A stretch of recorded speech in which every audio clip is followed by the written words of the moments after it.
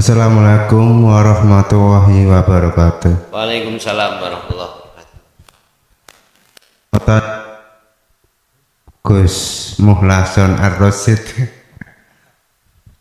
Begini Gus, itu yang bergerak di dalam tubuh itu geraknya Allah, apa yang menggerakkan itu Allah? Udah itu, makasih. Wassalamualaikum warahmatullahi wabarakatuh. Waalaikumsalam warahmatullahi wabarakatuh. Di dalam tubuh itu yang bergerak itu Allah, apakah yang menggerakkan itu Allah? Yang bergerak itu Nurullah sebagai majas. Iki proses loh ya. Sebelum saya mengatakan ahad, musyahadah, ada muraqabah.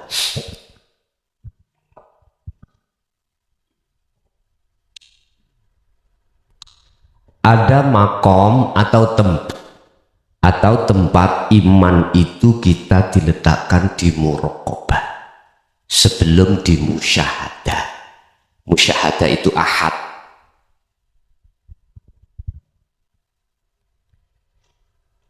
Muraqabah, musyahadah, ahad atau esa. Sebelum menuju ke ahad, ke musyahadah, itu masih berlakunya hukum si salik yang menghadap. Ada hukum berlakunya yang sing dihadap, yaitu kholik, ya. Ini posisi masih dalam perjalanan. Ada yang melihat, ada yang dilihat, ada mata untuk melihat. Ketika saat di muraqabah, Anda tadi sudah ada satu keyakinan bahwasanya semua apa perkara di dunia itu yang menggerakkan itu adalah Allah. Berarti yang digerakkan belum dikatakan Allah, belum. Seiki proses sih, boten langsung tak jalu, boten lantur, ya. Ini berlakunya hukum di mana saya dari rumah, syariat saya itu tumpaan saya mobil. Ini belum sampai di sini loh Pak nggih. Thariqah saya jalannya mobil adalah tol aspal darat. Hakikat saya, tujuan saya adalah silaturahim, ketemu jenengan. Iku tujuan. Ngaji bareng, langen ya, tujuan berangkat.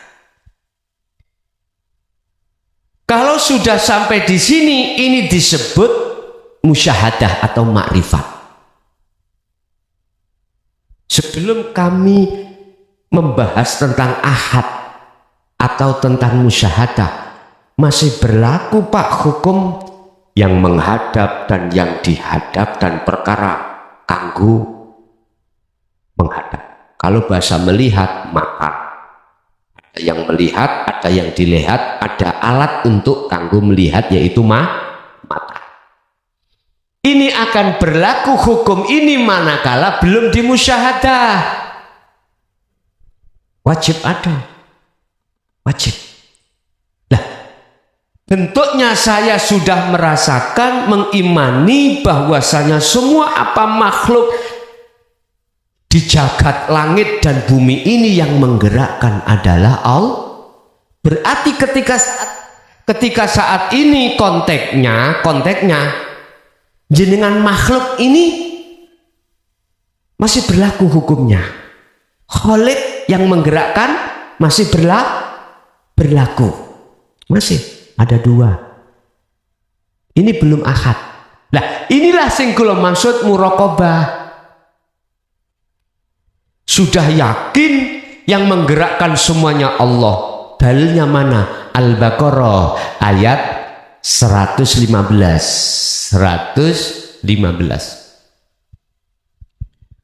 Walillahil masyriq wal maghrib. Pundi etan pundi sono ya. Walillahil masyriq wal maghrib, dari jagat timur sampai jagat barat, semua makhluk sekecil apapun milik Allah, sing ngatur Allah, sing gerakkan Allah. Sekecil debu bisa berterbang, godong bisa obah, itu karena diobahkan Allah. Akal ngomong angin, betul? Sebab tidak ada angin nggak mungkin. Iman itu bicara melihat karena hati sampean mripate mboten wuta, mongko bisa tembus nang Allah, tidak ke angine. Kalau akal angin. Kalau iman berhubung mata hati sampean tidak buta, maka bisa klik terhadap hidupnya, terhadap Allahnya, wujudnya Allah. Yang laisa kamislihi syai'un di situ. Paham? Nah, sebelum klik kula niki wis iman Allah itu, cuman belum ketemu. Iki sih perjalanan, ini namanya muraqabah. Tapi nanti kalau sudah dikatakan musyahadah ahad esa tunggal, maka hukum yang tadinya berlaku berupa yang melihat dan yang dilihat, mata untuk melihat, itu semuanya gak berlaku. La ibsorun wa mubsorun wa basarun, fana semuanya. Yang tadinya disebut sebagai makhluk, sebagai yang menghadap dan yang melihat, ini sudah fana, gak berlaku. Ini loh, sudah fana. Mata yang untuk melihat Allah, ainul basyirah, itu sudah fana, gak berlaku. Allah konteksnya nama, hidup konteksnya sifat, fana. Terus disebut apa? Nyun sewu, iki meja, nisore meja jenenge longan. Umpama meja ini tak tarik, tak ilang no, sampai ngarani apa iki? Gak bisa kita menyebut. Itulah Qur'annya, laisa lahu kamislihi syai'un. Itu ahad. Andeng dengan pertanyaannya, apakah yang digerakkan Allah itu yang menggerakkan? Apakah ya apa mau? Ya apa Pak? Laliau. Yang bergerak Allah, apa yang menggerakkan itu Allah? Sebutan itu semuanya tidak ada. Umpama oleh tak sebut anak ingsun, umpama oleh tak sebut, umpama. Makanya Rasulullah dawuh tentang ihsan, iman yang benar adalah anta budallaha ka'annaka taroh, seakan-akan kau bisa melihat Allah. Artinya bukan ruh itu yang melihat Allah, karena ruh itu fana, Allah juga fana, mata untuk melihat fana, akhirnya tidak bisa menyebut. Itulah ahad sesungguhnya. Ajarkan Muhammad tentang legalitas huwa, yaitu Allah sebetulnya ahad. Kul huwallahu ahad. Diterangkan oleh Rasulullah. Ya seperti ini. Tapi siapa yang berani mengatakan ini langsung Pak? Dulu, sekarang sudah tidak. Umpama iya, ya enggak sebesar dulu lah. Saya melihat di medsos banyak yang mengurai tentang ahad itu bagaimana di medsos itu banyak. Jadi tak simpulkan baik yang bergerak atau yang menggerakkan itu dirinya sendiri yang kami tidak bisa menyebut karena sudah kefanaan. Susah nggih diterima. Alah ngene lho, lakonono dzikir mang engko nek wis Gusti Allah ndeleh wimu ke ahad baru bisa jawab oh iku ta. Makanya gitu wis diam. Ala inna awliya Allah la khaufun alaihim walahum yahzanun. Yaitu penjabaran para kekasih Allah itu. Mengapa di situ kok dikatakan la khaufun? Tidak ada rasa takut. Besok itu jatuh tempo bang. Sudah 3 bulan ditagih. Gak ada rasa takut besok itu ada apa enggak. Karena sibuk hatinya itu pada Allah. Walahum yahzanun, rasa khawatir, gelisah, udah hati Pak Bu ngomong gampang, laku iki angel. Lah bisane laku iku mudah, zikron kathiron, perbanyak Anda berzikir. Disitulah nanti jawabannya. Jadi kalau jawab saya dari sisi ahad, maka yang bergerak dan yang menggerakkan adalah dirinya sendiri. Man arofa nafsahu faqad arofa rabbahu. Namanya nafsah berunsur dari huruf nun fa sin. Nafsun, nafsin, nafsan. Maknanya diri. Tinggal diri ini lari ke takhalli atau lari ke tajalli. Terserah Anda. Kalau lari ke takhalli, maka itulah tanda ruhaniyahmu itu jadi budaknya hawa nafsu. Kalau nafsu, diri, ingsunnya Allah, ananya Allah, tajalli, maka itulah yang kumaksud ahad. Tapi kalau saya menjawabnya dari proses muraqabah, ya Gusti Allah itu ya sing gerakno, sing digerakno iku makhluk. Paham nggih? Niki arek TK ya iso jawab. Mana mobil yang kupakai, Mang? Kalau aku sudah di sini. Gak kanggo. Sudah nggak berfungsi tatkala saya ada di sini. Jalan-jalan tadi yang kulewati saya tinggal. Inilah nyata hakikat saya yang disebut makrifat. Apa hakikat saya? Tujuan saya ngaji. Sudah sampai di sini bertemu jenengan ngaji. Udah inilah makrifat. Makrifat adalah nyatanya hakikat. Tujuan nyatanya, tujuan sampai sholat itu apa? Menghadap dan bertemu Allah. Sampai rambut putih nyatane hakikat kak ketemu Allah, ketemu iki lho nggih ya manteng nek diwasi guyokno piye ket mang kaget kok kula sapa ngadeg ngono. Jelas Pak nggih? Tinggal saya menjawabnya dari sisi mana. Kalau dari sisi muraqabah jawabannya ya masih berlakunya hukum kholik dan makhluk. Kalau di muraqabah, di musyahadah ahad, sudah semuanya itu Allah. Yang tidak bisa aku sebut tadi ya. Ada lagi, monggo.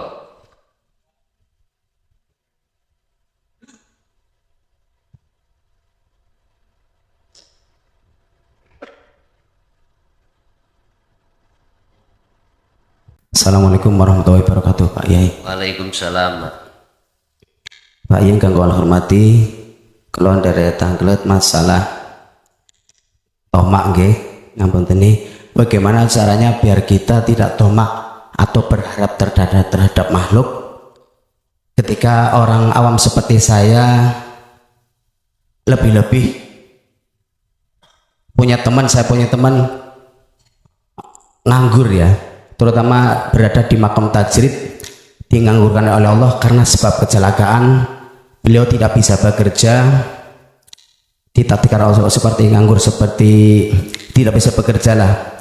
Di sisi lain dia, teman saya yang kecelakaan itu butuh ongkos hidup, berarti untuk kategori yang kecelakaan dan orang biasa seperti kita biar tidak tomak terhadap makhluk ya.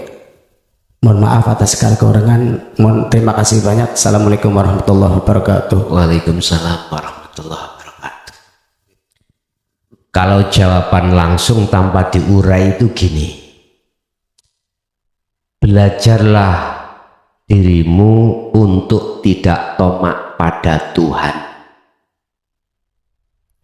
Jikalau kau sudah belajar untuk tidak tomak pada Allah, maka dengan sendirinya Anda tidak akan pernah tomak pada sesama manusia.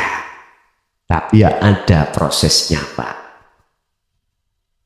Ada prosesnya. Sebab salah satu sifat yang dimunculkan oleh saudara kita dalam diri kita masing-masing, yaitu nafsu nafsiyah, itu termasuk tomak. Itu penyakit. Fi qulubihim maradun fazadahumullahu marada. Ini dalam hati kita itu ada satu penyakit. Manakala penyakit itu kita biarkan tidak lekas, kita operasi, maka penyakit itu bertambah besar. Bertambah besar. Termasuk tomak. Karena melihat dari status kita, makom kita makom asbab, makom di mana kita tidak pernah akan mendapatkan kebutuhan jasmani ini kalau tidak kerja. Lawang jasmani kita kecelakaan, tak gitu nggih? Akhirnya mudah muncul arep-arep, tomak iku arep-arep nanggone sesama manusia terkait masalah kepentingan kebutuhan jasmani. Dari pertanyaan bagaimana caranya kami untuk mengoperasi sifat tomak dalam hati saya, belajarlah untuk tidak tomak pada Allah. Padahal secara syariat lewat ayat ud'uni astajib lakum. Ini sinkron apa enggak nanti ya?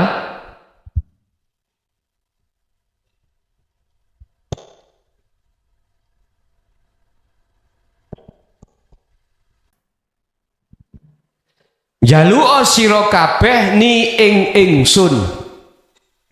Allah maksudnya, jikalau kau betul-betul mintanya terhadapku Allah, maka astajib, aku kata Allah akan menjembatanimu, mengabulkan lakum terhadapmu apa yang menjadi permintaan. Yang kita umat nggak sadar tentang ya mutakalim niki, nggak sadar.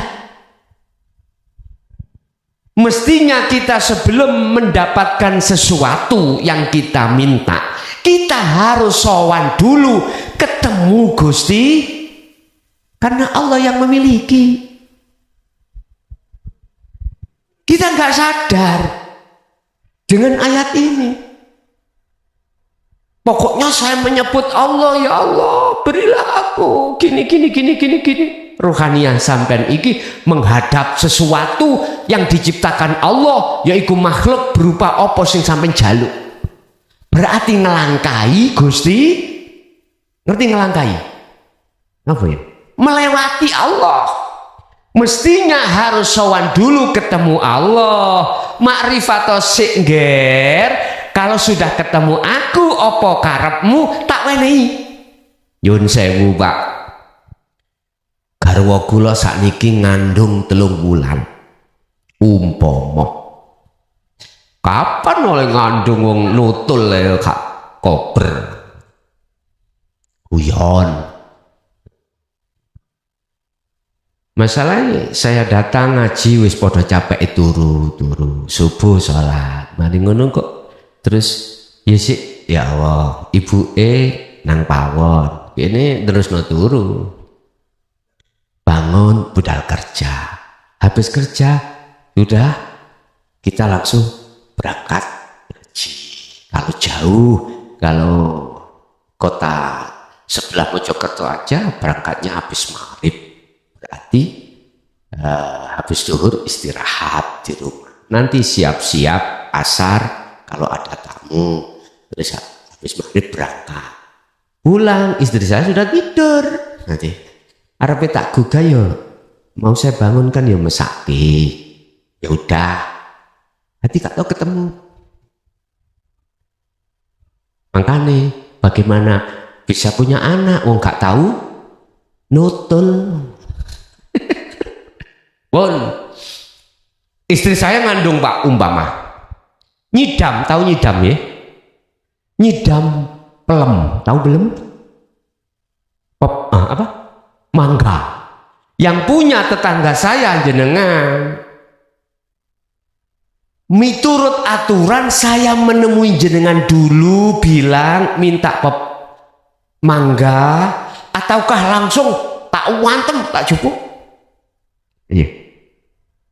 Bila mana saya antem atau saya singgek ambek genter ambek watang apa atau saya penek saya belum bilang terus jenengan lewat jendela sapa iku meneh-meneh maling gitu enggak iya tapi kalau saya itu sowan datang jenengan bojo kula nyidam 3 bulan pingin dia itu makan mangga muda pasti monggo bahkan saya tidak diperbolehkan ngambil ya tak diambilkan enggak gitu nggih ya Allah itu tata krama artinya kita berdoa minta apapun ruhaniyahmu itu klik nang Allah bos ngono lho ojo diklik nang ngene mangga mah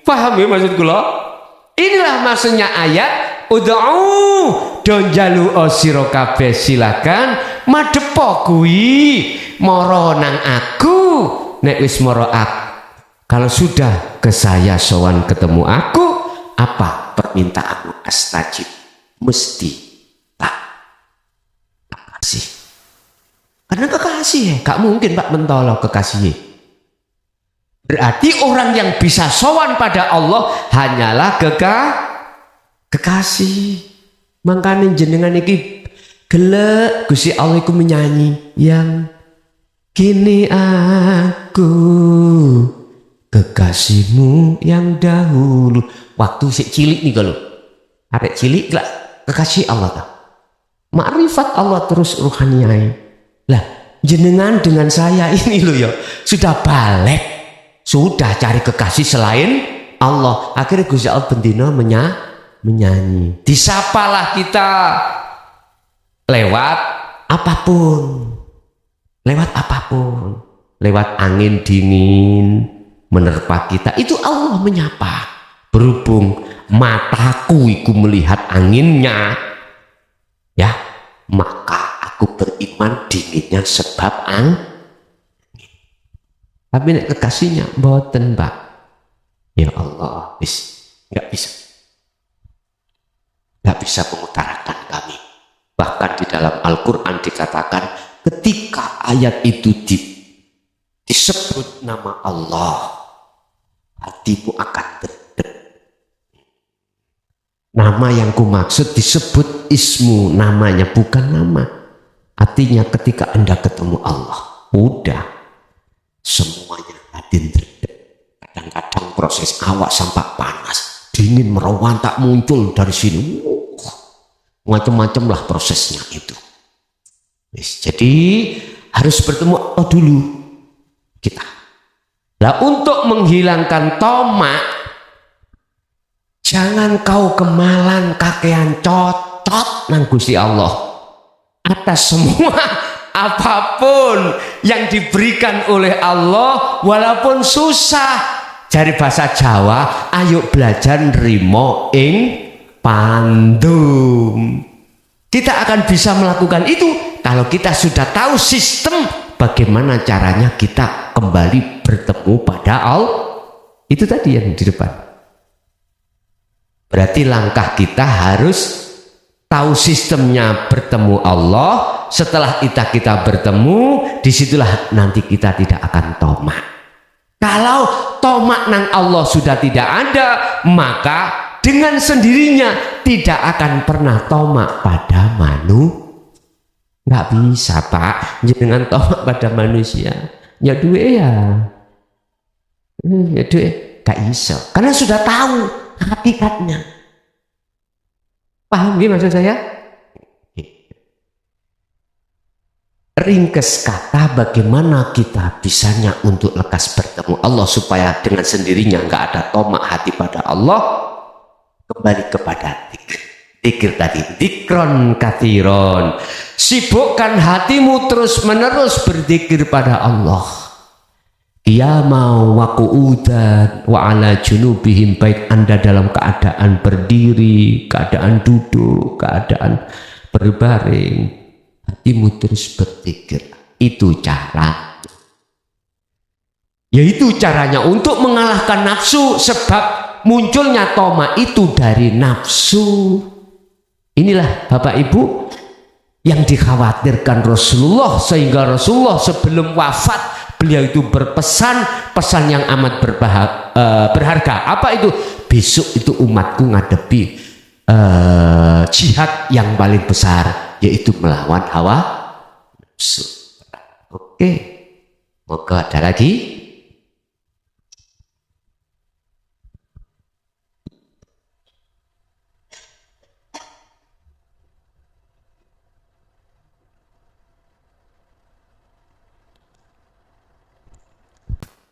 Terima kasih kepada Bapak Kiai.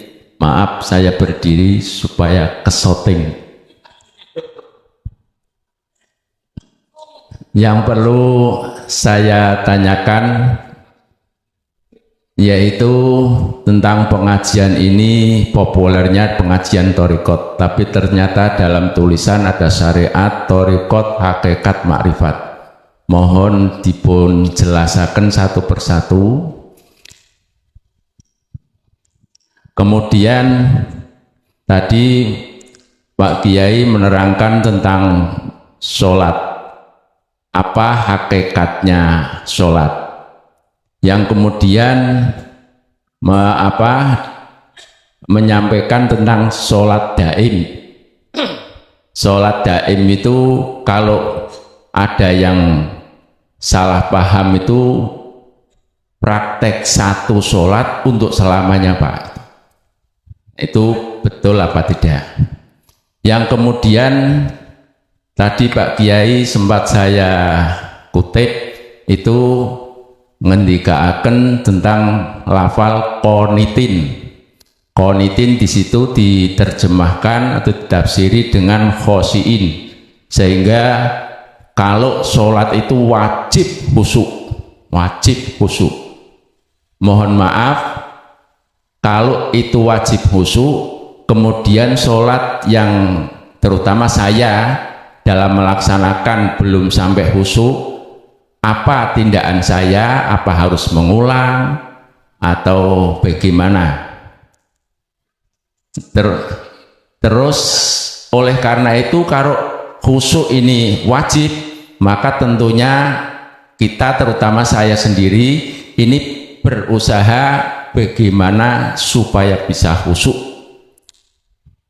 Apa teorinya seperti apa harus nyebut atau gerakan seperti apa atau menghadap seperti apa, ini mohon maaf sebelumnya. Terima kasih.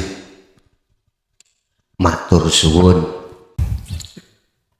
Penjabaran tentang syariat sampai ke makrifat. Syariat itu laksana kapal, kendaraan. Thariqah itu laksana lautan atau jalan yang dilewati kapal. Tadi saya contohkan mobil. Jalannya mobil gak mungkin di lautan, di daratan. Sama sebetulnya.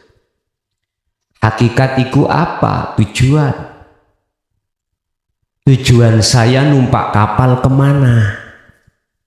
Misalkan ke Madura, ke toko Jaya Baru, beli apa? Beli kitab hikam. Misalkan ketika syariat itu menyatu dalam thariqah, berjalanlah membawa hakikat tujuan saya untuk menyatakan makrifat. Nah, ketika sudah sampai pada toko Jaya Baru dan ketemu kitab hikam, berarti saya sudah makrifat. Gambaran akal seperti itu. Sekarang aslinya bagaimana? Syariat itu apa toh Pak? Ilmu yang untuk mendidik, mohon maaf, jasmani kita. Ilmu yang untuk mendidik jasmani kita, untuk menghantarkan hakikatnya. Hakikatnya apa? Bertemu Allah. Contoh sholat. Anda sebelum sholat itu harus tahu ilmunya sholat. Ketika berdiri takbiratul ihram, habis itu baca apa? Ilmu syariat. Sampai harus tahu. Jangan ngawur. Karena ilmu syariat sholat ngadep ngetan Allah. Wetan sana Pak ya? Bingung kula sae. Bingung yo kok disalahan lho bingung. Cuman wong bingung nek dikandani gak ngandel jejeken. Wis dikandani kulon di sana kok gak percaya, ngetutno keyakinan. Lho nyun sewu Pak, kula kinten nyun sewu, kula itu sana. Berarti kula bingung toh? Yakin kulon kono, kula niku. Jenengan bahkan kebalikannya sana timur. Keimanan dalam hatiku tidak bisa dirubah. Iya, harus akhirnya sholatnya ada di sana. Yo, tinggal moni wong Pekalongan, tinggal muni syariat biar nggak salah ketika membuat masjid imamannya, biar tidak ada di etan, biar ada di barat. Iku ilmu syariat. Apa saja ilmu syariat untuk sah rukunnya sholat, sah syaratnya sholat, itu dipelajari. Ilmunya sudah, thariqah. Mana yang disebut thariqah? Saya tidak bicara thariqah mutakbarah di luar A sampai Z, enggak Pak. Saya akan bicara thariqah secara hakikat. Thariqah yang sesungguhnya. Nama sholat ikut thariqah. Ilmu untuk mempelajari sholat itu syariatnya. Thariqahnya adalah sholat itu. Makanya Mbah Dimyati ikut apa nih Mbah? Thariqah sampai apa ngaji? Thariqah sampai apa sholat? Iku sih gak paham tentang thariqah. Jelas bingung. Sebab kita pahamnya thariqah itu kumpulan-kumpulan yang mutakbarah itu lah, ngerti deh? Nah, bukan ini, bukan itu yang kumaksud. Sholat ikut thariqah berarti Anda tiap saat dan waktu mulai kecil dulu itu sebetulnya sudah berthariqah. Kalau ini bukan kau sebut thariqah, aku takut. Rasulullah biyen thariqahnya apa? Jawab apa? Apa A sampai Z itu? Halo? Aku gak menyebut salah satu loh, nggih. A pokoknya Z. Apakah Rasulullah dulu itu torikohnya A sampai Z? Sama juga kudu peka, kudu angen-angen. Apa itu torikohnya Rasulullah? Kalau boleh saya jawab, semua aktivitas yang terjadi pada diri Rasul itulah dijadikan beliau sebagai torikoh. Jalan untuk bertemu Allah. Hakikatnya apa? Illa liya'budun, kecuali menyembah pada Allah. Jadi sholatnya itu hakikatnya adalah menghadap untuk bertemu Allah. Pertanyaannya, selama ini sudah bertemu belum? Nek belum, berarti kita belum berhakikat. Apa sih hakikat? Hakikat adalah ilmu juga, sistem untuk mengajarkan terhadap rohaniah kita. Makanya disebut dinul haq. Walladzi arsala rasulahu bil huda wa dinil haq. Lah, huwa utawi maksudnya adalah Allah, yaitu alladzi zat hidup arsalakang apa mau arsalakang utus sapa alladzi rasulahu ing utusane alladzi utusane zat hidup man. Siapa maksudnya? Lahu man, miturut Quran iku Nabi Muhammad pada saat itu. Bil huda, dengan membawa petunjuk, wa dinil haq, dan membawa agama yang bertauhid. Kalau boleh, dinul haq itu pengajaran wa inna ilaihi raji'un. Ya Allah, bisa dikembali pada Allah, harus bertauhid untuk mengesahkan. Orang Jawa yaitu ajaran sangkan paraning dumati. Serem, ajaran gak bener sangkan paraning. Basa Jawa bos, Gusti Allah itu gak ndelok basa Jawa apa bahasa Arab. Ndak.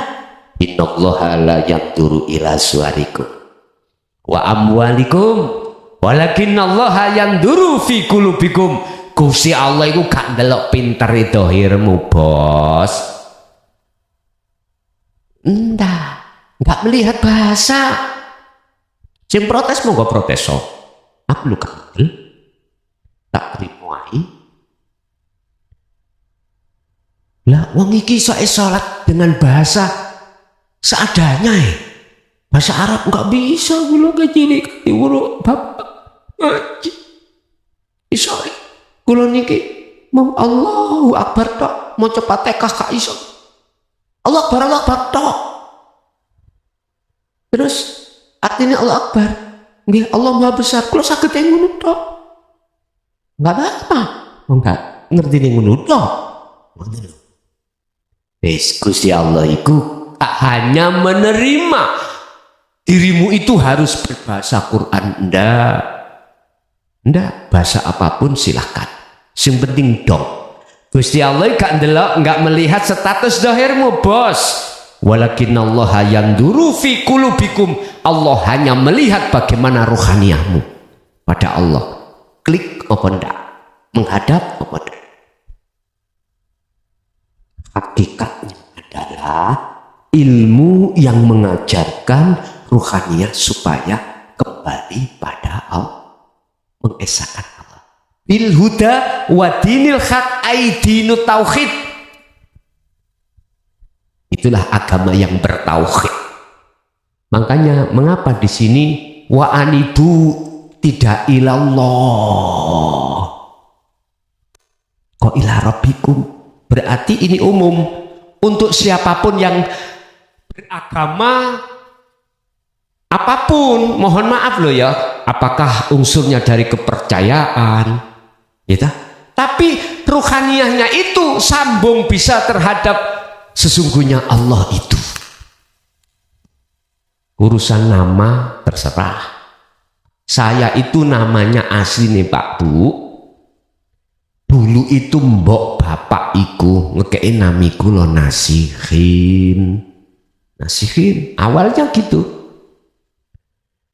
Terus ada 3 figur yang tidak setuju. Wah, kok dijeneng nasihin sit. Apa kula namine Rasyid. Ojo. Kowe geran wong telu niki. Wong telu kowe geran. Akhirnya musyawarah, arek iki dijeneng sapa? Dintaktung Mukhlason. Iku sejarah. Terus Mukhlason gede-gede gembolane jeneng ku ngalih. Ada yang nyeluk bel, ada nyeluk klakson.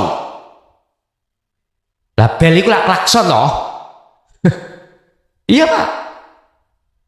Saya diceluk bel noleh, diceluk klakson noleh, diceluk mukhlas yo noleh. Apa bahasa Indonesia noleh Pak?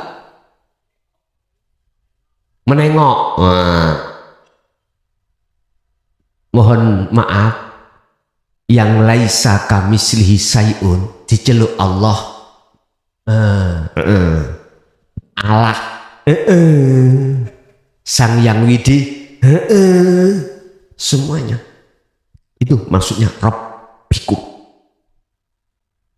Makanya orang yang sudah sampai pada ahad tidak fanatik dengan nama, tapi kalau belum sampai ahad wis pokoknya kalau tidak nama Allah salah. Ya ngono iku aja disalahno maklumo ngoten lho.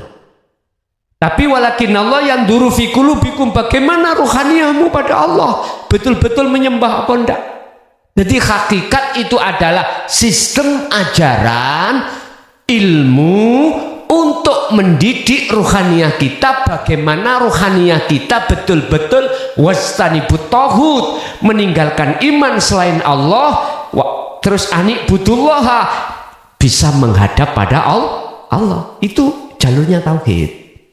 Kalau sudah itu dibimbingkan, maka berarti syariat dan thariqahnya orang ini sudah ada hakikatnya. Apa? 7. Akhirnya ketika sholat tujuannya menghadap pada Allah, sudah bertemu Allah di situ. As-sholatu mi'rajul mu'minin, ketemu, berarti ini sudah ma'rifat. Paham ya? Wes saiki sholat. Apakah kerja juga begitu boleh? Boleh. Umpama jenengan kerjanya ulek-ulek, masa jangan lodeh iwak klothok, wis ngerti ledeh yo gak kapok. Kita bikin jangan lodeh, ada ilmunya, boten ngawur. Kalau kita nggak tahu ilmunya, kunci dilebokkan, dilebokkan ya, dimasukkan ya, keluar dimasukkan. Ilmunya bukan itu. Lodeh itu yo bumbu pepek, termasuk kalau bisa ketumbar, lombok, jahe kayak ono titik, ojo akeh-akeh cekak sengak. Kasih aja di situ laosnya kena ditutuk, kena diulek, kalau bisa dilembutkan semuanya. Ojo lali jeruk purut, jangan lupa jeruk purut. Pingin sedep, nggak pakai nggak pakai micin atau yang lainnya, mohon maaf, godong salam dibanyaki, kayak tambah sedep. Itu thariqahnya, itu ilmunya, mohon maaf, ilmu. Lah nama jenengan masak itu thariqah. Hakikatmu apa? Yuk ketemu Allah. Sebab Allah itu yuk ada di sini. Wa nahnu aqrabu ilaihi min hablil warid. Kata Allah, aku itu lebih dekat daripada urat nadi. Ya wis. Inilah yang disebut illa liya'budun wa ma khalaqtul jinna wal insa illa saya tidak akan menciptakan jin dan manusia kecuali hanya untuk menyembah. Berarti masakmu iku menjadi nilai nyembahmu yang benar kepada Allah. Karena syariat thariqat hakikat juga makrifat sempurna sudah. Jenengan makan sama, nama makan aktivitas nama makan iku thariqah dulur. Secara hakikat, kalau jenengan tidak tahu caranya ilmu makan, keliru nang kuping. Mestinya ilmunya ke mulut. Nyun sewu, pernah tahu jenengan dulu jadi anak kecil? Ya, makan ngaten nggih?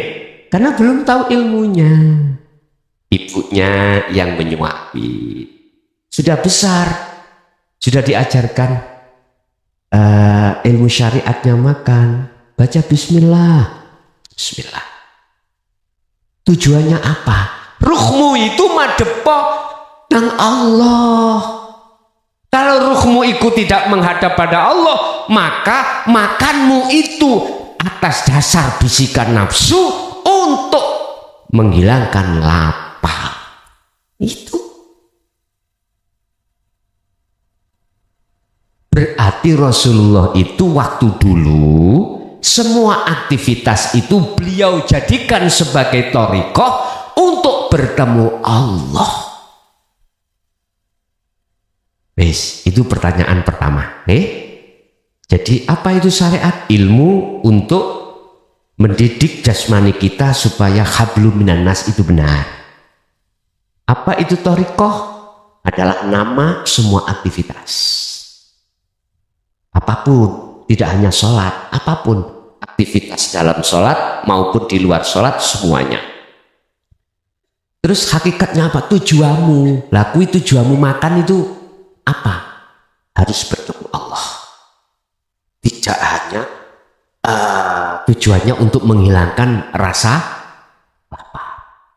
Sebetulnya Pak, kalau boleh saya ngomong, rasa lapar dalam perutmu itu adalah undangan Allah.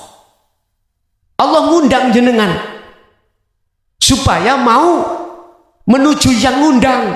Artinya ketika jenengan dahar, ruhaniyahmu itu harus nyun sewu bertemu Allah di situ. Siapa sing ngangkat nasi? Siapa sing metengno nasi? Memasakkan nasi. Siapa yang menghantarkan nasi sampai ke lambung? Disuruh kembali. Wad'u ila rabbikum. Beliau nang Tuhan. Mestinya gitu. Yang pertama. Terus yang kedua apa mangga? Lali bos. Qanitin. Dalam surah Al-Baqarah 238 tentang qanitin. Tadi saya katakan wajib ya. Wajib. Urusan Anda panjenengan semua mengatakan sunnah, aku gak melok-melok, saya gak ikut-ikut. Nek sampean itu mengatakan sunnah, Anda itu gak greget untuk makrifat pada Allah. Lah maksud saya wajibkan di situ supaya jenengan greget ndang makrifat pada Allah. Sebab antara sunnah dan wajib itu hukumnya lebih berat wajib. Mengapa saya mengatakan kata wajib? Karena sebelum qanitin itu ada kalimat wakumu, itu kata perintah. Dan tegakkanlah. Lah ini jagalah. Lah ini kalau saya mengartikan wajib. Jagalah, tegakkanlah, bukan jalankanlah. Nun sewu. Sampai cari ning Quran ya tentang masalah bab sholat secara syariat ya. Bab sholat ya mesti pakai kalimat koma. Gak ada yang memakai kalimat fa'ala. Gak ada. Mana ayat yang menjelaskan tentang sholat mesti pakai koma. Koma asluhu qawama ala waznin fa'ala. Walaupun pakai wazan fa'ala, tetap ning Quran itu tidak pakai fa'ala, tetap koma. Apa perbedaannya? Kalau koma itu Pak ya, kalau fa'ala hanya menjalankan secara fisik. Tapi kalau koma maknanya adalah, artinya adalah menjaga. Wah, ini lebih berat, menyentuh pada ruhaninya, menjaga. Berarti jagalah hatimu dari belenggunya bisikan nafsu alladzi yuwaswisu fi sudurin nas. Sebab kalau tidak kau jaga itu, kau akan ditiupkan oleh nafsu lalai pada Allah. Fawailul lil musallin alladzi an salatihim sahu, lali terus bos. Tapi kalau kau menjaga, qad aflahal mu'minuna alladzina hum fi sholatihim khashi'un. Al-Mu'min ayat 1 dan 2. Berarti koma itu tidak hanya menjalankan, tapi menjaga. Jogo songko dini nafsu yang masuk dalam jagatnya ruh, yang nafsu itu wa ma ubarri'u nafsi inna nafsa la amratum bisu, ngejak lalai pada Allah. Biar tidak terjadi seperti itu, jagalah. Dengan apa kita menjaga? Zikir, at-tikru bisiril asra. Mengapa saya katakan qanitin, khusyuk wajib? Dengan begitu Anda ini biar lekas untuk menuju dan bertemu pada Allah. Akhirnya diteruskan, wakumu, dan jagalah sholat itu qanitin ay khashiin, dengan khusyuk. Khusyuk itu apa Pak? Khusyuk itu tarkibnya, definisinya adalah hatimu sudah tidak pernah mengakui kalau kau yang melakukan. Dalam hatimu bergemuruh akunya Allah, la ilaha illa ana. Berarti sudah sampai pada tauhid puncak. Itu tadi ya.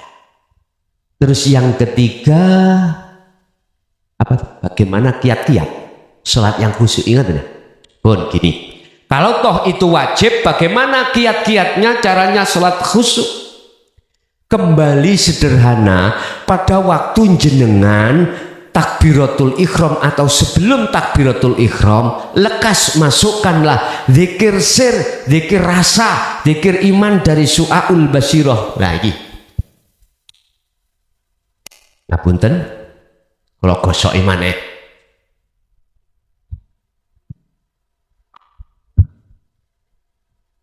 Sirul Asrar niki zikir yang tidak pernah diterangkan baik di syariat maupun di thariqah.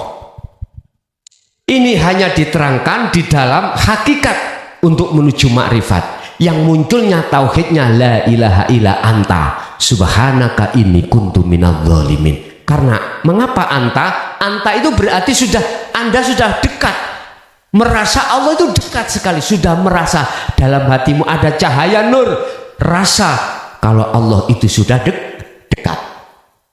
Di sini ada tiga pintu, rasa atau iman. Inilah yang kusebut Su'aul Basirah.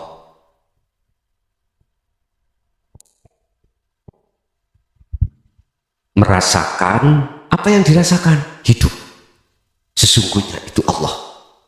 Diyakini sesungguhnya itu Allah. Hanya dialah yang berperan atas semua segalanya. Kan gak diucap Pak, dirasa atau diimani.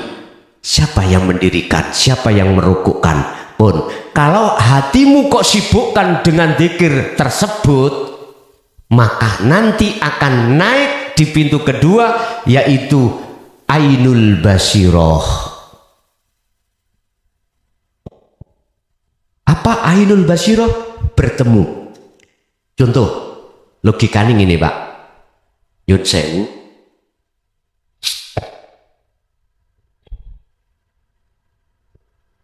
Sampai tidak tahu, tapi saya kasih tahu. Bu, Pak, di Kubeluk ini ada korean. Sampai kan belum bisa melihat. Dikarenakan yang menutupi korean masih ada. Lah gitu nggih? Oke. Sampai saya kasih tahu, Pak, Allah itu di dalam dan di luar dirimu yang disebut hidup. Yakin sudah. Tapi belum bertemu. Itu tempatnya kita di Syu'aul Basirah. Teruskan rasa itu, terus asah terus. Ya. Nanti ada waktu tertentu sendiri yang disebut Ainul Basirah, melihat bertemu kalau ini sudah dilepas. Artinya hijab-hijab dalam hati kita tentang masiwallah, perkara selain Allah yang disebut makhluk termasuk nama ruh itu fana, tidak berlaku, maka nyatalah ini. Kalau sudah dengan makrifat, nggak mungkin nafsu itu akan bisa menipumu terhadap selain Allah, nggak bisa. Sama halnya gini, ini kan sudah tahu ini korean nggih. Umpama aku nafsu, Pak, ini bukan korean tapi onde-onde. Percaya? Nggak percaya. Karena iman sampai sudah di hakul basiro, sudah di ainul basiro. Kemudian yang ketiga hakul basiro menyatakan, oh iya, hidup kang sejati itu laisa kamisli sayun, secara syariat disebut Allah. Paham? Itu caranya. Jadi ketika jenengan sholat, sibukkan hatimu zikir sirul asrar, urusan lesan baca Fatihah sesuai dengan rukun-rukunnya. Iya, lakukan. Yang terpenting ruhaniyahmu itu sambung terus nang Gusti Allah, dalane sambung lewat zikir sirul, zikir yang tidak ngucap tapi. Zikir yang tidak ngucap ini disebut sirul asrar. Diem. Makanya Nabi Yunus ketika topo di dalam perutnya ikan, diem. Orang topo ya diem Pak. Melihatlah orang bertapa, meneng. Badai ngucap iku wong wirid, wong wiritan. Ya, nek orang khalwat diem. Diemnya itu ruhaniyah wa amilus sholihah. Kalau ngucap itu namanya wirid. Wirid. Paham nggih? Ada lagi. Ibu mungkin di daerah ibu ada mungkin yang tanya. Barangkali tidak ada. Kembali ke Pak I. Kula manut ae.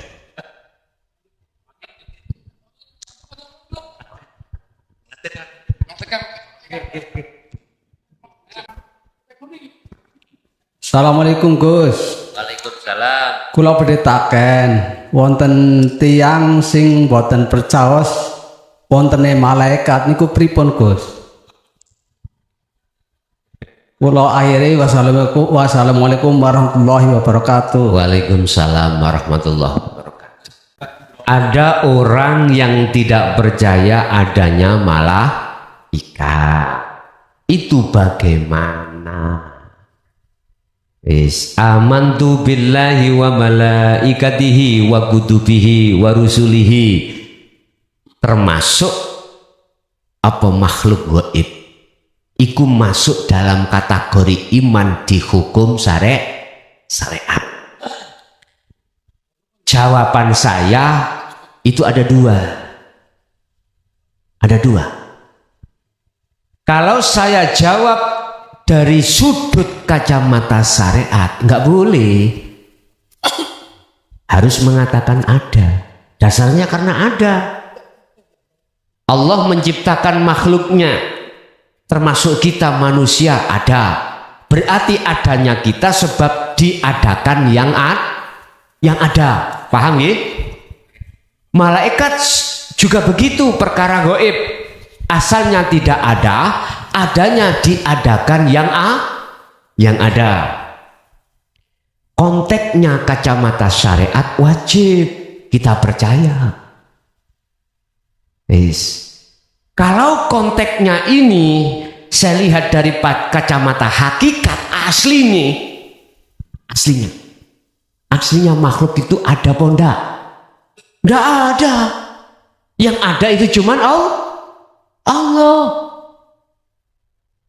Makanya kalau Anda pingin tahu siapa yang ada sebetulnya, kembalilah ke asal Anda. Asal Anda apa?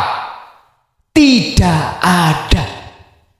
Kalau Anda sudah menafikan diri Anda, meniadakan diri Anda, maka disitulah akan nyata yang ada. Tapi bukan perkaranya yang bertemu Allah itu perkara yang tidak ada bisa melihat yang ada. Apa mungkin perkara yang tidak ada bisa melihat yang ada? Enggak mungkin.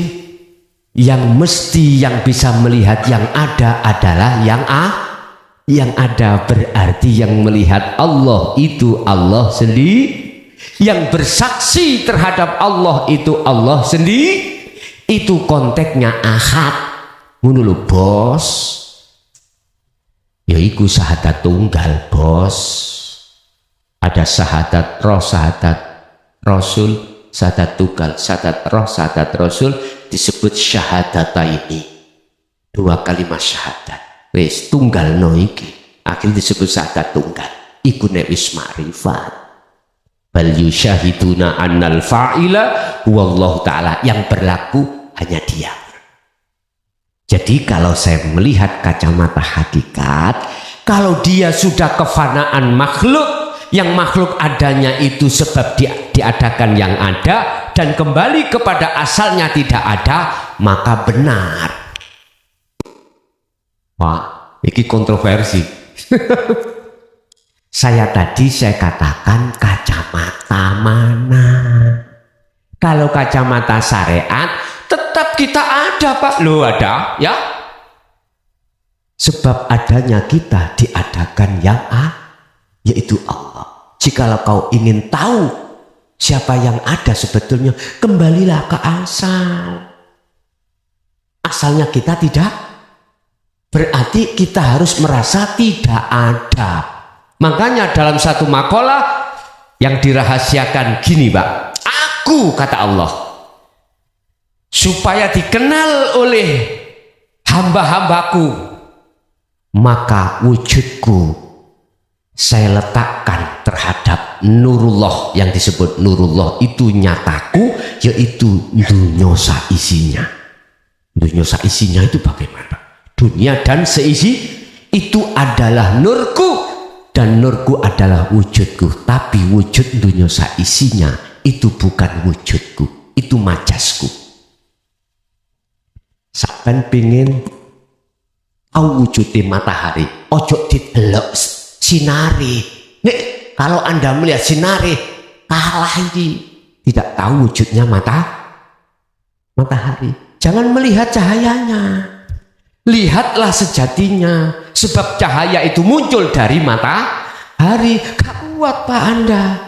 Anda ketika melihat nurnya Allah dunia saisi ini, radakal Anda akan tahu wujudnya Allah.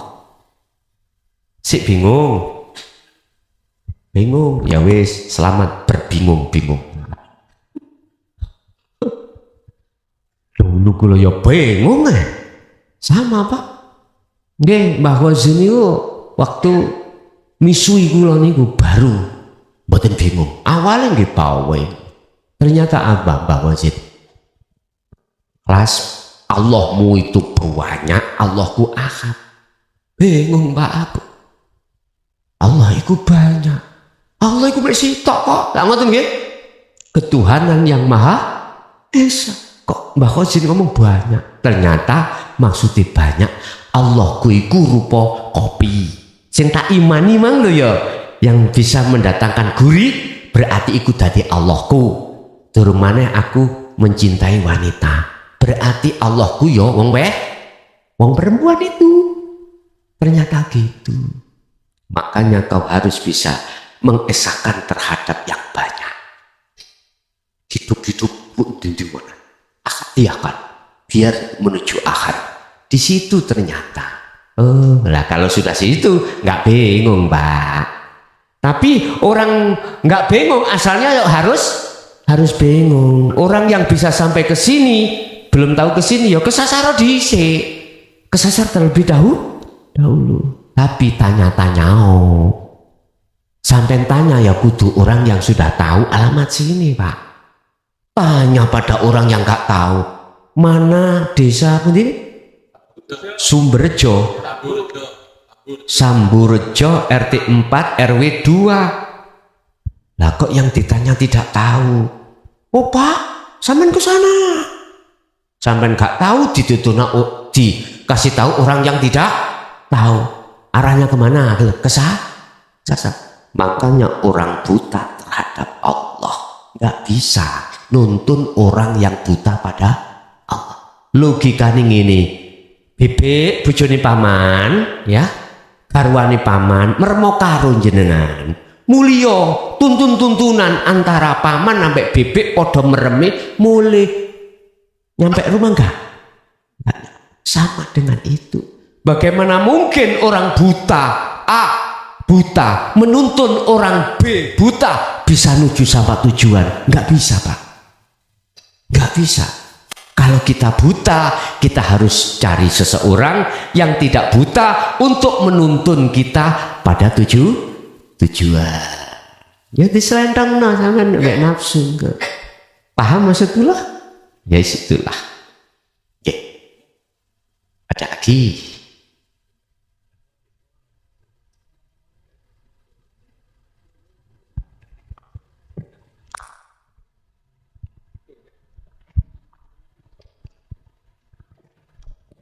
Itu Pak. Assalamualaikum Gus. Waalaikumsalam. Saya mau memperkenalkan diri Gus. Nama saya Anton dari Tangkil Tengah Kedunguni Gus. Saya di dalam sini Gus. Oh iya ya. Oke. Nama saya Anton Gus dari Kedunguni. Ya, Tangkil Tengah. Saya mewakili sedulur saya Bapak Hudori. Pertama holwat. Pertanyaan pertama holwat kok ada suara bisikan gitu Gus. Cuman setelah itu ada kayak semacam gambar-gambar gitu, kayak tayangan TV gitu. Setelah itu 2 minggu kemudian udah nggak nampak apa-apa lagi Gus. Jenengan mohon maaf ya. Sudah megang sirul asal atau sudah ada? Alhamdulillah sudah Gus. Oke lanjut. Terus pertanyaan kedua Gus, saudara saya ini kan sakit, cuman kata dokter disarankan untuk operasi Gus. Lah kalau operasi dijalankan seperti kemauan dokter itu termaksud nggak nerima eng pandung gitu buatan Gus. Gitu ya. Oke. Apa gimana saran Gus? Sebaiknya gimana gitu Gus? Udah gitu aja Gus, makasih. Assalamualaikum warahmatullahi wabarakatuh. Waalaikumsalam warahmatullahi wabarakatuh. Ketika seseorang itu sudah menerima dan menjalankan dzikir sirul asrar di dalam kholwat, maka Allah akan menurunkan waridnya. Apa sih warid itu? Ini bahasa proses loh Pak Cik ya. Tapi semuanya nantinya Allah gitu loh. Kalau sudah di akad, ini proses. Warid adalah utusan Allah dari unsur malaikat yang sifatnya adalah memerangi hawa nafsu. Ruhaniyah kita itu dijajah oleh nafsu. Yang nafsu itu mengajak ruhaniyah untuk melalaikan Allah. Nah, disinilah Allah menurunkan waridnya di dalam hati seseorang tersebut. Apa visi dan misinya warid? Memerangi sekaligus mengusir nafsu di dalam sifat basariah Anda. Jikalau itu sudah terusir, maka nafsu itu akan jadi budak. Yang tadinya belum terusir, ruh yang akan jadi budaknya hawa nafsu. Sekali dibalik. Warid itu akan membawa beberapa visi misi. Bentuk visi misinya adalah membawa cahaya makrifat Allah ditaruh di dalam hati seorang tersebut. Sebab Allahu waliyul ladina amanu yukhrijuhum minadh-dhulumati ilan nur. Ruhaniyah itu condongnya itu terhadap Allah, bukan condong terhadap selain Allah. Tatkala cahaya makrifat itu dinyalakan Allah, ditaruh di dalam hati seseorang tersebut, maka seketika itu kegelapan langsung hilang. Ketika cahaya itu belum datang, maka ruh itu gelap pada Allah. Lah, gelapnya roh itu terhadap Allah bentuk kalau dalam diri kita itu dipenuhi oleh iman-iman selain Allah. Ketika cahaya makrifat itu diletakkan menyala, seketika kegelapan itu hilang. Seperti malam hari ini secara syariat, manakala lampu ini semuanya dimatikan, maka yang terjadi adalah kegelapan. Tapi ketika saat lampu ini dinyalakan, seketika itu kegelapan sirna hilang. Itulah perumpamaan di dalam surat An-Nur ayat 33. Allahu nurun ala nurin yahdillahu linuri may yasha. Di atas cahaya itu ada cahaya, yang dimaksud adalah cahaya makrifat, hanya diberikan terhadap hamba yang dipilih, yang dikehendaki. Siapakah? Mereka yang melakukan, mereka yang sudah melaksanakan dzikir sirrul asrar. Sebab dengan dzikir sirrul asrar lah yang bisa menghantarkan kau untuk menuju dan bertemu Allah. Karena dengan dzikir sirrul asrar itu nanti akan memunculkan cahaya makrifat. Pertanyaannya tadi, ketika kholwat pertama itu melihat sesuatu, ketika selanjutnya tidak. Bapak Ibu, kita kholwat itu dengan mewadifahkan, mengistiqomahkan, meneruskan dzikir itu, kadang-kadang dimasukkan Allah di dalam alam mukasafah. Akhirnya ada satu bisikan. Iki sampai titeni. Apakah betul bisikan itu dari Allah lewat warid, ataukah bisikan itu dari setan? Intinya sampai titeni. Kalau bisikan itu isinya untuk mendorong, menghantar dirimu kepada Allah, jelas itu dari Allah. Tapi kalau bisikan itu tidak menghantarkan menuju Allah, maka itu bukan dari bisikan dari warid minallah, tapi warid minasyaitan. Ditenani seperti itu. Lah, orang kholwat itu gak butuh sebetulnya, itu tidak harus masuk alam kasaf. Bisa Allah langsung memperjalankan Anda langsung ke musyahadah. Tidak harus mampir dulu di alam muka. Tergantung Allah mungkin. Laksana orang tidur tidak harus mimpi. Ada yang tidur gak mimpi. Bangun-bangun mimpi apa ya? Lu nggak mimpi. Ya nggak bisa cerita. Sama dengan itulah laksana seperti itu. Yang terpenting adalah jalurnya jenengan ini. Innallaha huwa rabbi wa rabbukum fa'buduh hadza siratum mustaqim. Surat Maryam ayat 36. Jalur jalurnya sirotol mustaqim. Ya iki jalur sing tak jalur tol ya iki pun lekas wis. Ya ini tergantung jenengan mau napa mboten, terserah. Buat itu yang pertama.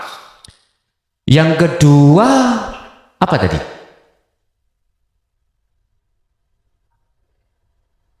Operasi. Oh ya, saudara saya mau operasi. Terus apakah kalau terjadi operasi itu termasuk kita tidak menerima ing panduk? Entar dulu. Kalau jenengan ini awalnya punya keinginan operasi, lepaskan. Jangan kau akui iku keinginan Anda. Keinginan itu masuk di dalam sifat wajibnya Allah, ma'ani iradah, kudrat iradah. Lepaskan, jangan pernah kau akui itu keinginanmu, tapi itu keinginannya Allah. Kalau Anda itu mentajalikan bahwasannya, menetapkan bahwasannya itu keinginan Allah,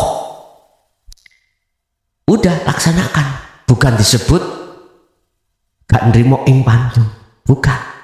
Tapi bukan berarti Allah mau ngoperasi. Allah operasi Allah. Lucu lah nih. Jangan. Nggak ada pemahaman seperti itu.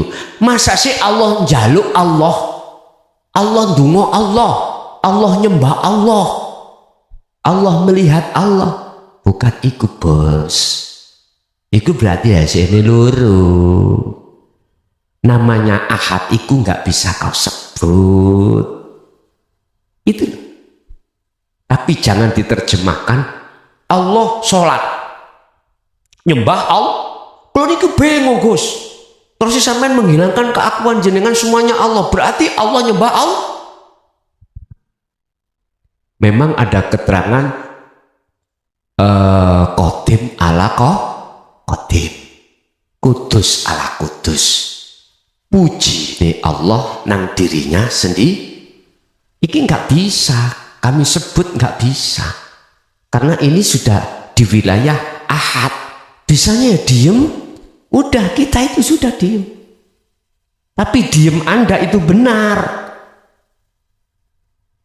Jangan dikira air yang diam itu tidak membahayakan.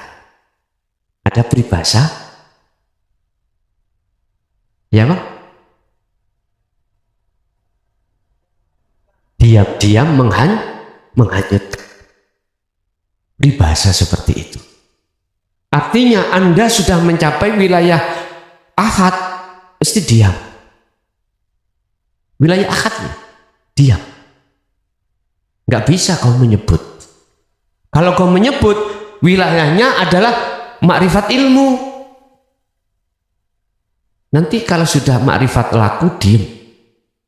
Lah, makrifat ilmu harus disebutkan. Sebab Anda bisanya benar beramal harus berilmu. Man aradad dunya fa'alihi bi ilmin, wa man aradal akhirah fa'alihi bi ilmin. Jikalau kau ingin sukses duniamu, ya dengan ilmu.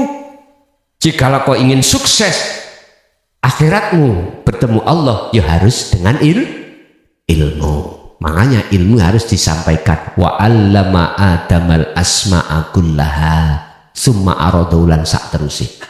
Allah iku mulang langsung terhadap Nabi Adam tentang masalah nama-nama. Oh iki sajadah, oh ini Korean, dikasih tahu.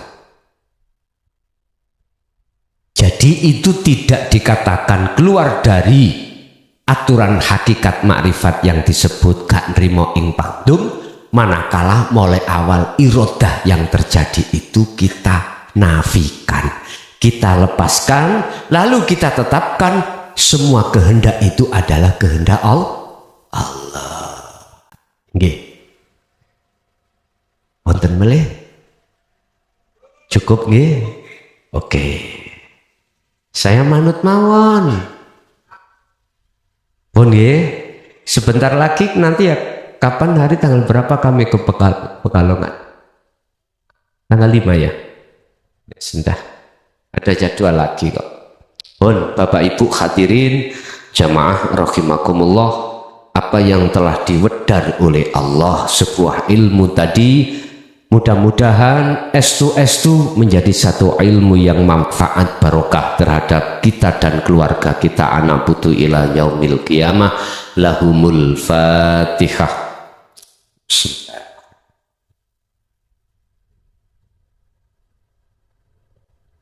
Allahumma salli wa sallim ala sayyidina Muhammad. Alhamdulillahi rabbil alamin. Allahumma sallimna wal muslimin min afatid dunya wa adzabil akhirah. Allahumma ja'alna auladana wa dzurriyyatina wa ahli baitina min ahli syuhudika wa ta'atika wa dzikrika wa ma'rifatika ya Allah ya Fattah ya Alim. Iftah lana bi futuhil arifin wa ilaihim ya Fattah ya Alim ya Fattah ya Alim. Nawwir qulubana binuri hidayatika wa ma'rifatika wa ilaihim. Rabbana atina fid dunya hasanah wa fil akhirati hasanah wa qina adzabannar. Wassallallahu ala sayyidina Muhammad. Alhamdulillahirabbil alamin. Al-Fatihah.